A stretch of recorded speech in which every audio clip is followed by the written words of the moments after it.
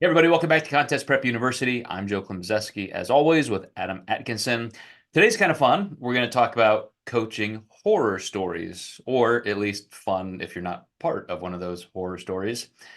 So Adam, when you suggested this topic, I of course had a big grin, and I thought this is going to be pretty wild.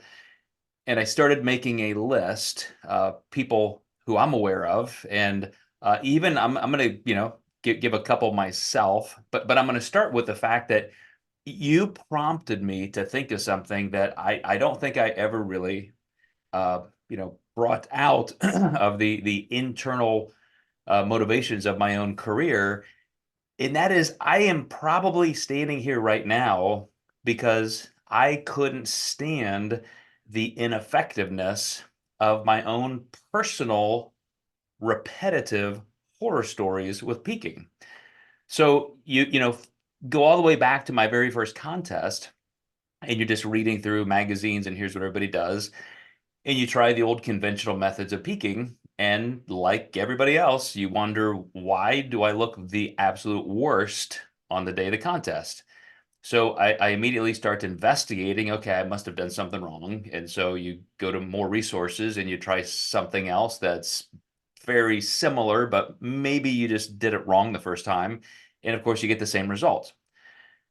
So flash forward to the point where I'm just still miserable. I'm now promoting shows in my mid 20s, and I'm asking different competitors what they do, and everybody has versions of the same thing, which is like, yeah, I guess this is how it works. You just never look your best on contest day. So way before there were ever any coaches, I did meet a judge at a contest where he was what I would call one of the first iterations of personal trainers. Excuse me. And he was in a different state. We met at this contest. He was over here, and he was just a general personal trainer working with everybody from soccer moms to bankers and lawyers and factory workers. But there was this little cadre of competitors in the gym that he worked in, 4 or 5 people, and he kind of told them what to do. Here's what you should do. And it was always the editors of Flex magazine or an article by Chris Aceto or something, just the same old things. Here's what Mr. Olympia did last year.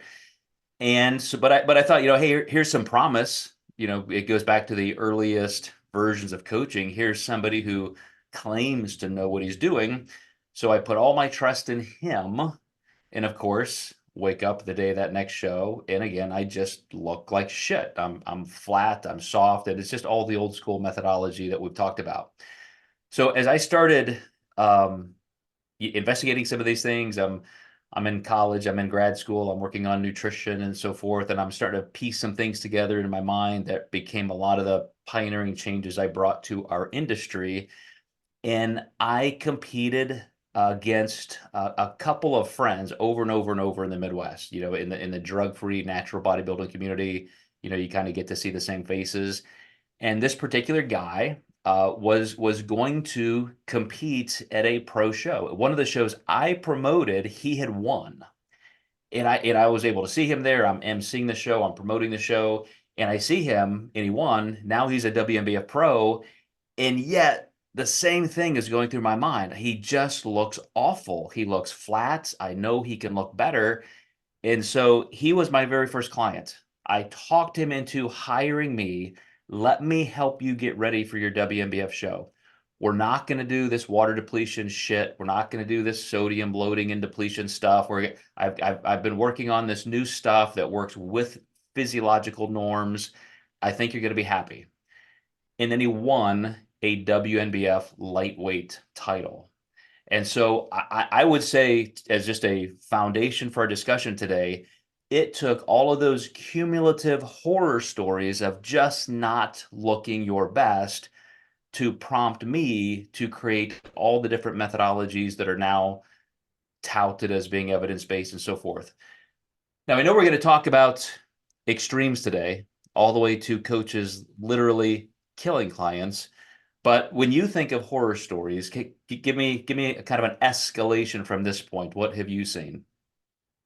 Well, also to your point, one thing I want to say, there was a lot more margin for error back then on, somebody being, Mr. Olympia or not. So you could get away with a lot, less fundamental peaking strategies then. And I do feel like the bar has been raised so close. When you look at the top three in the Olympia this year, it was literally so close on who was going to get that title.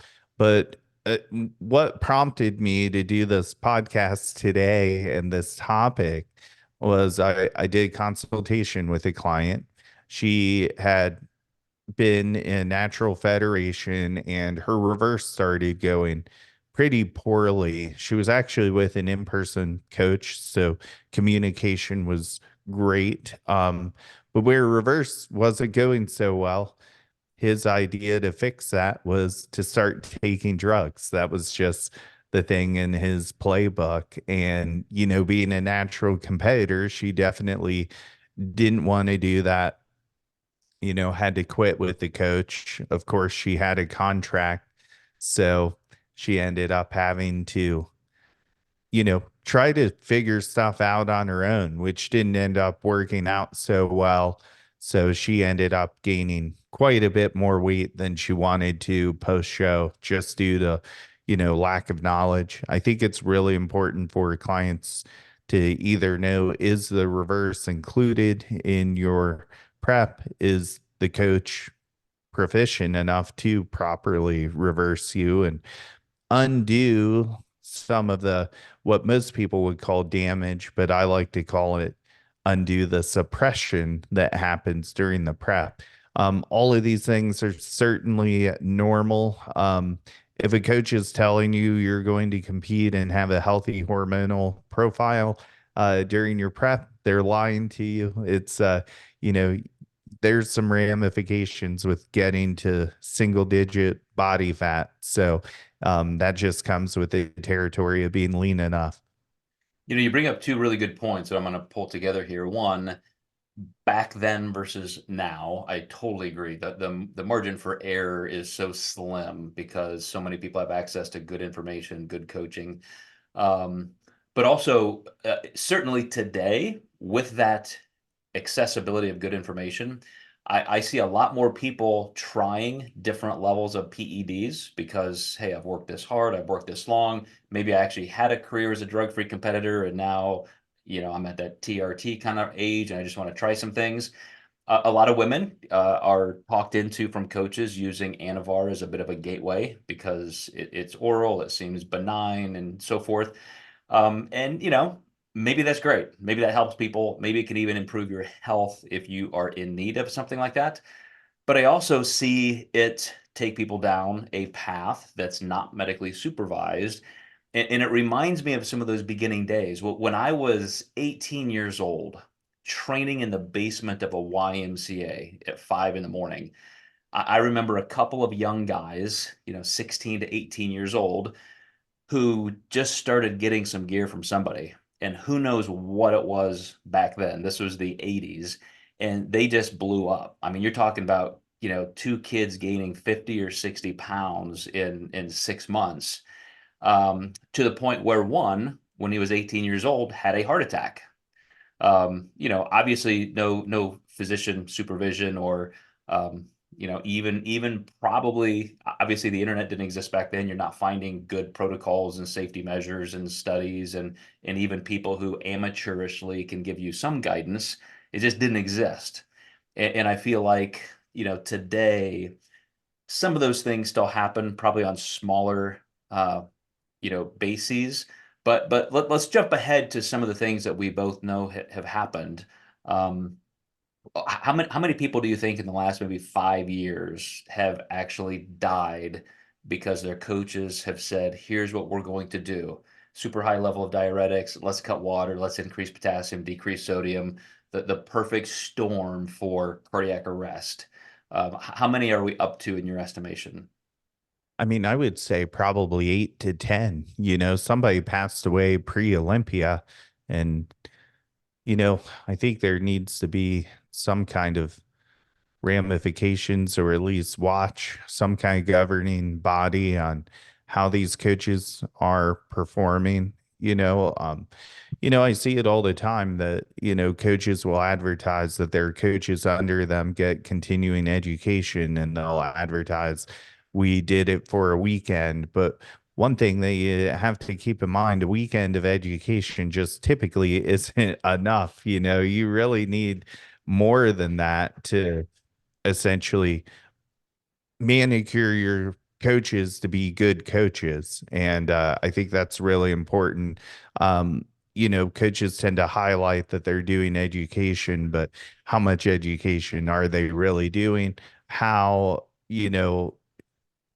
thorough is it? Are they using something like, you created the NAMS, which is, very well accepted and a very thorough program.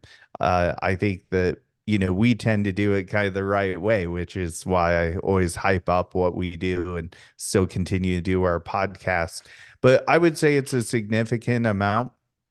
Mhm. Another thing that prompted this podcast for me was the girl who came to do a consultation with me last night. Her coach recommended that she do wellness for her first show, which is a pretty extreme division. And if you look at her coach has a ton of virilization. Her clients have a ton of virilization also. And I think this client got caught up with looking at the bodies and the transformations. And she showed me her protocol. And within the first 4 weeks, her voice started changing. And her coach said, well, you probably just have a cold.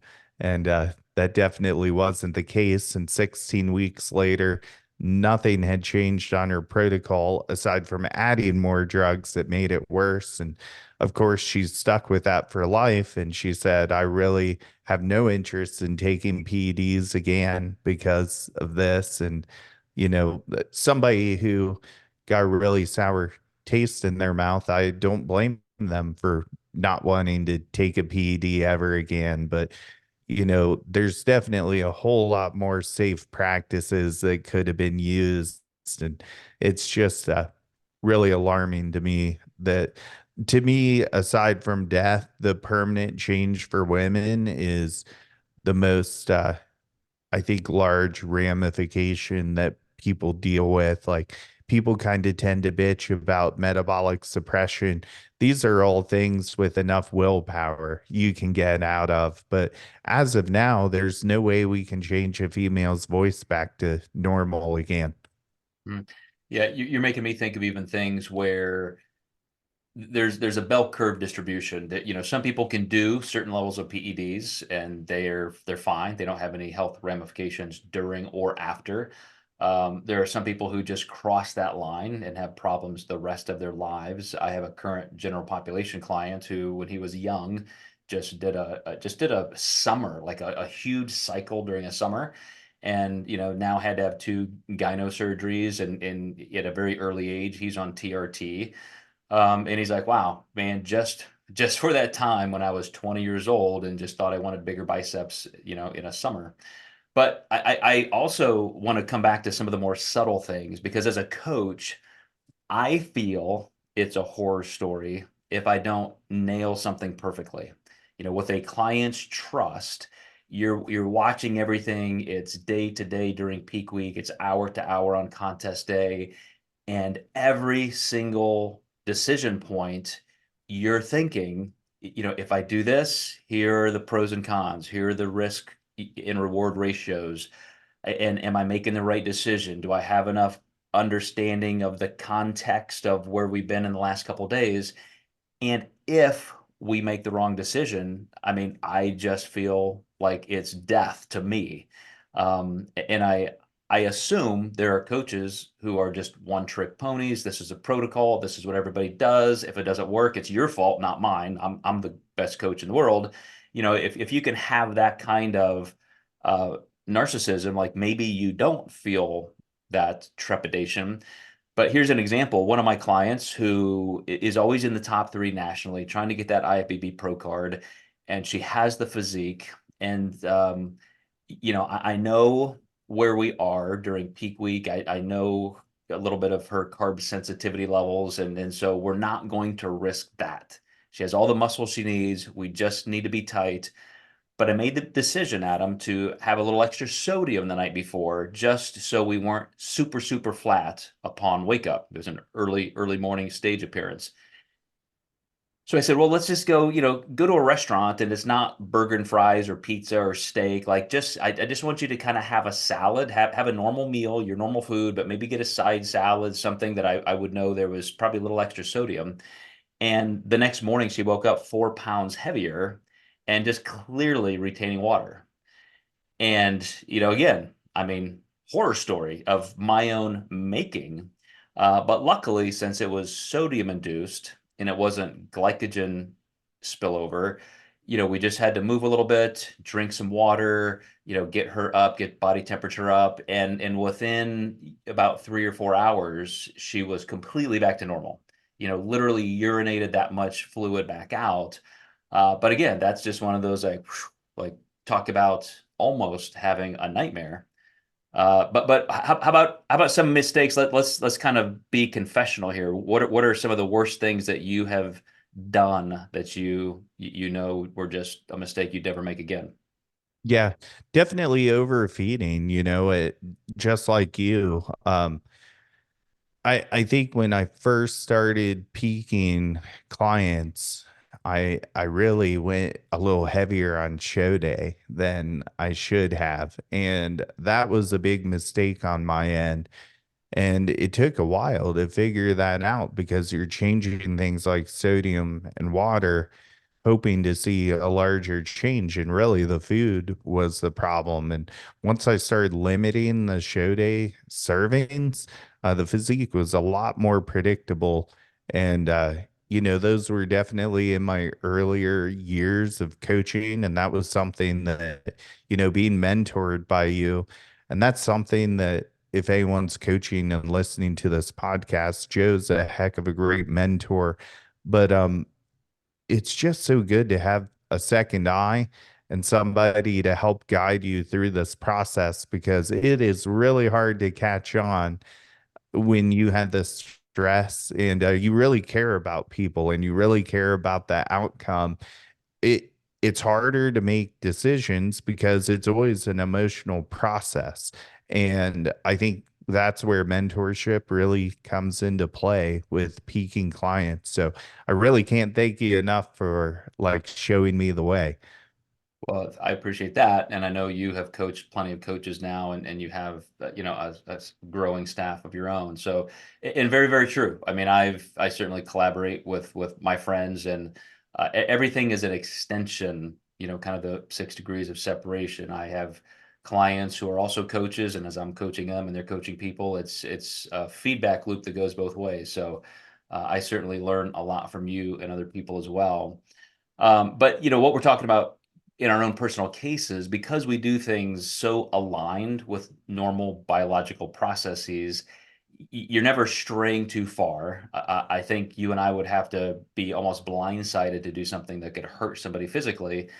But I had a situation that's exactly what you just described. Kind of early in my career, I had a client who was a pro and just an ectomorph. I mean, we just could not keep this guy full. So I thought, hey, 1 + 1 = 2. I've kind of experimented with some of this stuff with my own peaking personally. So clearly, if that first meal on contest day is just massive, it would be kind of that impact, like everybody talks about, that first big meal after a contest where their veins are standing up 2 inches off their quads. And it's like, why didn't I look like this on the day of the show? So I thought, well, we're going to do that. We're going to make sure we have that kind of a meal the morning of the show. And for a guy who has never spilled over in his life, I spilled him over. And a guy who probably could have won his class as a lightweight pro, he was, I think, in maybe third or fourth, and just visibly softer and spilled over from that one gigantic meal, 2 to 3 hours before the stage. So very much like you, that's when I started thinking, okay, maybe instead of gambling, even though we've completely gotten away from the old school stupid type of peaking, which is massive depletion and massive loading, I'm still doing this little bit of an undulating load where it's not a front end load, but it's finding that glycogen stability in the beginning of the week, then tapering off a little bit to refill. That's just a milder version of backloading. So that's when I decided let's maybe kind of reverse that and end up with a progressive linear load so that as you alluded to, you already have enough glycogen in the muscle tissue 2 days prior, 24 hours prior.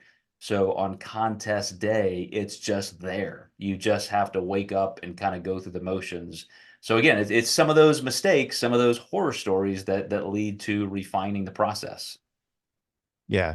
And hopefully no one here has had a horror story that's, permanent. And, I would hate for someone to quit their career or their hobby because of a bad experience. There are coaches that have better processes out there.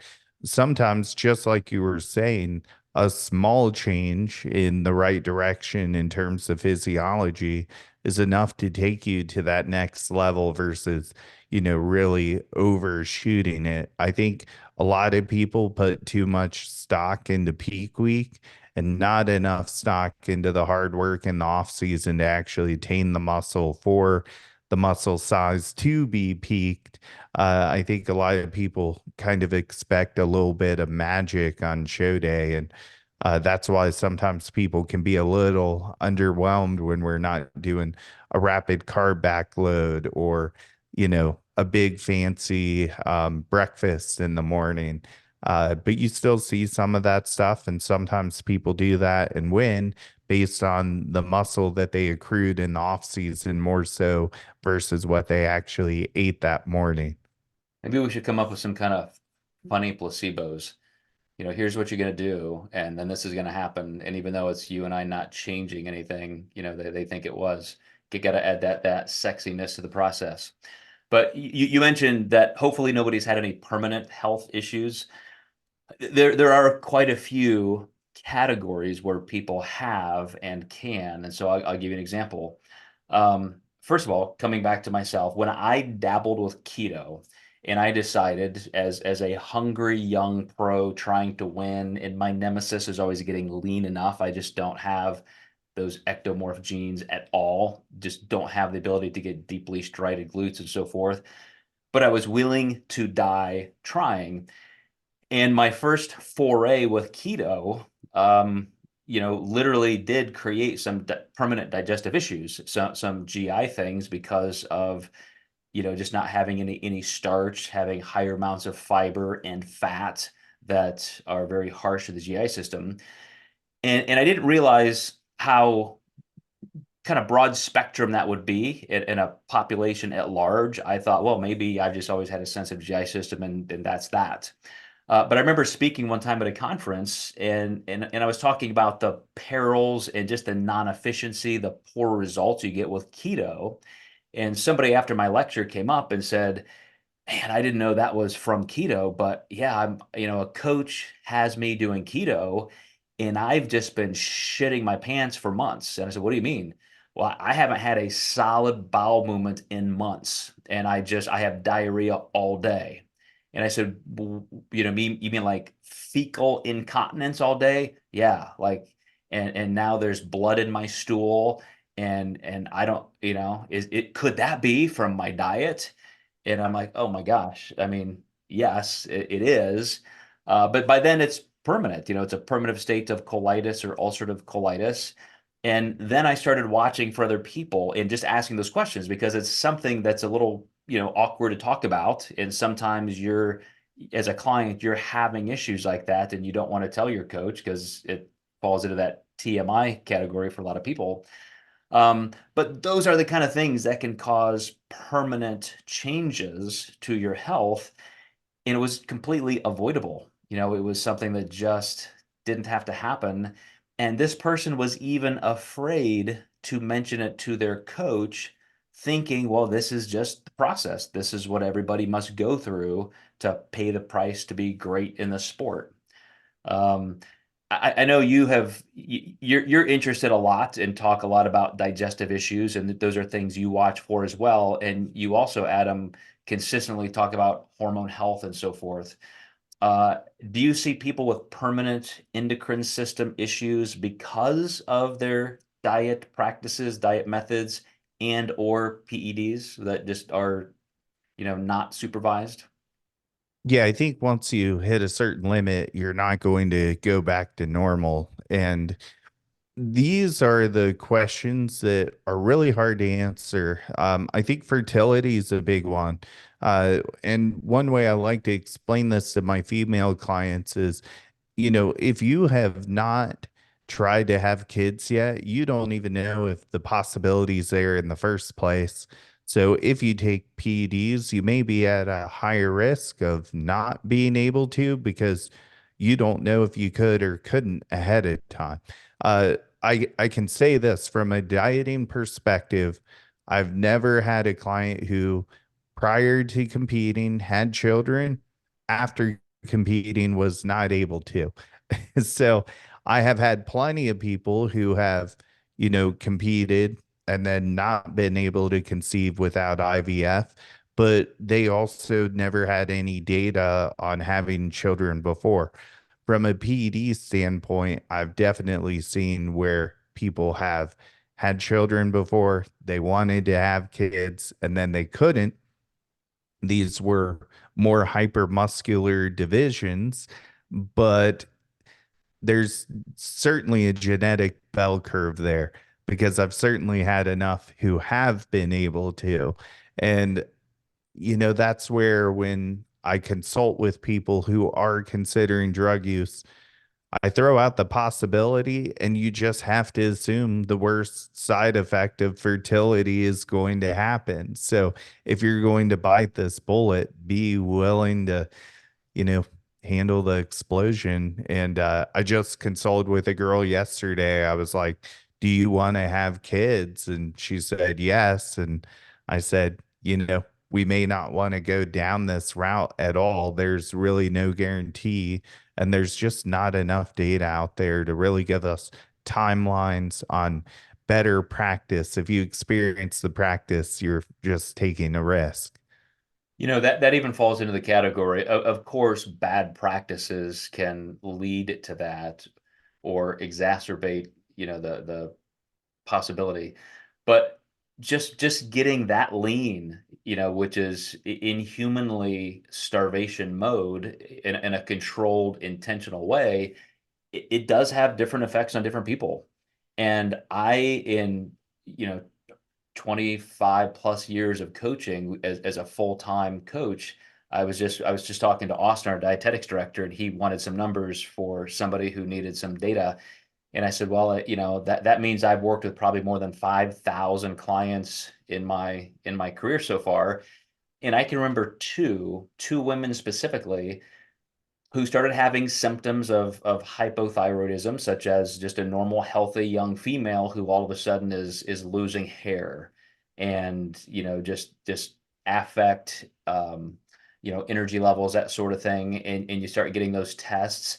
And both of them were able to come back out. Well, okay, we need a diet break. We need to do this. Everything we've done is very responsible and health oriented anyway, but clearly you're not responding well. So let's kind of back out of that.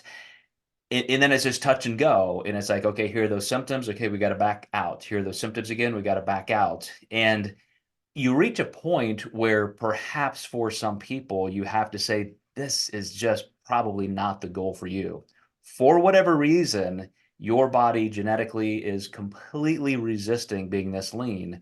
And for you to go all in and try to win in the sport, it's going to cost you a lot. And we don't even know what those costs are. Like, we don't know how it could be infertility, could be long-term, hormone replacement therapy. It could be a lot of things. But I think that, that's the thing at my age now, I would be much more willing to tell clients you really need to consider, even in your first contest prep experience, to solicit the close attention of your primary care physician. Take the time, spend the money to get some labs every month. really note some of those physiological changes that you can feel and perceive. Um, because, maybe for 90% of people, there are just no ill effects at all. But if you're in that 10%, it could be life altering. And in 10 years or 30 years or 40 years, you could be saying, wow, if only I hadn't done that one thing, my life would have been so much better. Yeah, 1000%.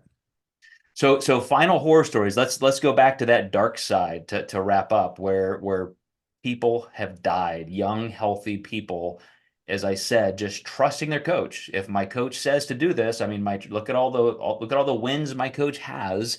He or she must know what they're doing, and so I'm just gonna do it. I'm just gonna follow the crowd and see what happens. Um, Go ahead and, without naming names, do you know, for example, the gender, the ages, the cause of death, the circumstances? Like, let's go through a couple of those, and maybe we can help people avoid that. Yeah, dehydration seems to be the number one, killer. Typically with diuretics like Bumex and aldactone, with cutting water as well. Raising potassium with that protocol tends to be a pretty disastrous ending. So, mainly dehydration. I would say the second killer tends to be, you know, basically insulin and dropping somebody's glucose. Typically, the fast acting that is a little more urgent to deal with versus like a long acting. Um, and then finally, there are cases of just dieting where people have hit their head, ended up with, pituitary issues from the fall, or, even death because no one was around to, help the person after they fell, or depending on how hard they hit their head.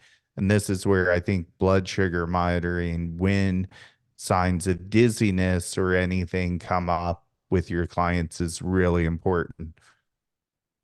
And let me bifurcate those two real quickly. Using insulin is not necessarily a contest day, peak week kind of approach, but just in trying to, uh, you know, utilize, in a kind of a hypercaloric state for pre-workout or that kind of thing. How are people, I've heard a couple different scenarios, but how are people mostly using insulin, and what are coaches suggesting it for? Yeah, so it can be suggested for a growth protocol for sure. And that's the key. Is the bad thing is these coaches are giving this out like a protocol versus actually monitoring, like, what does your blood sugar look like? And coaches are so afraid to teach because naturally, when your people do well, they're going to get inquiries on coaching. And I'm really giftful with giving my information because I want my clients to learn, and I want them to say, if this happens, call me, or if this happens, this is what you should do. You need those backup plans. And I'll tell you, I had a client who was told to use insulin, not under my watch, by somebody else. She tried it. She was on the phone with me about to hit the ground. And I told her to eat as many gummy bears as she had. I was like, what do you have that's sugarous, or has sugar? And at the same time, I'm trying to look at her intake form to pull up her address to send an ambulance there, just in case she goes down, on the phone with me, and, asks her if she was home. And, she stayed on the phone with me for 30 minutes and we were able to stop it. But the coach that told her to do the insulin didn't even know how to measure it. He told her wrong because he didn't know what insulin units were on a syringe. So absolutely crazy. So I have one story on this, and then I'll switch over to the actual cardiac arrest and peaking issues to finish. But a top Olympia contender, a guy who, I think he was second in one of his best Olympia attempts. One of my friends, who's a real high level strength coach, went down to work with this guy. And this guy had a couple training partners plus my friend. and they pulled out syringes in the vehicle before they went to the gym. And this guy just starts shooting himself with insulin to the point where he literally passes out. And then his friends basically just tilt his head back and start pouring honey down his mouth. And just, they had a certain amount of carbohydrate they wanted to give him to revive him, to bring him from unconsciousness and near death to this hypercaloric fed state so he could have, quote, a great workout. And my friend's freaking out, like, what the fuck is going on? And like, oh, this is what we do. This is our normal pre-workout. We just literally bring this guy to near death with insulin and then bring him back, and he goes in, and it's very anabolic. So kids, don't try that at home. Don't advise it. But on a more normal standpoint, and who knows, maybe some people do this on more moderate levels. But to your point about low blood pressure, dehydration, the people that I have heard about, a young woman just dying in her sleep the night before a contest, people backstage at a contest, they know some top pros, some amateurs, you get into that point where you're dehydrated because that's the old school inefficient protocol. And now you have also dropped sodium super, super low, and you're increasing potassium. So the aldosterone levels in your body, the cellular osmolarity, between cells, or the interstitial fluid in the cell, intercell fluid is desperately trying to regain homeostasis, but in a super, super dehydrated level, in somebody who's ostensibly pretty healthy, so heart rate's low anyway, they're lean, you just end up without the blood pressure to sustain stroke volume in a normal, heart rhythm, the sinoatrial node and the vagus nerve. And so eventually your heart just stops. You can just go into cardiac arrest. You can compound that with the too low of sodium, too high of potassium. So now muscle tissue just can't even contract. Your heart, your left ventricle being muscle tissue. So now you have that super low blood pressure, dehydration, and you've leached all of the minerals out of the heart muscle, so it can't even contract. You're just creating the recipe for heart failure. And to be honest, Adam, I can't believe this doesn't happen to more people. I really can't. Yeah, 1000%.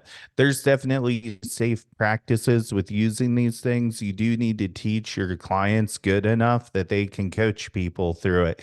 And that's just how it is. And I know a lot of coaches are like, well, why should I teach people to do what I do? But, it's better than killing them. And it's certainly best to give your athletes assurance that you know what you're doing too. And if you don't, you shouldn't be telling your clients to do it.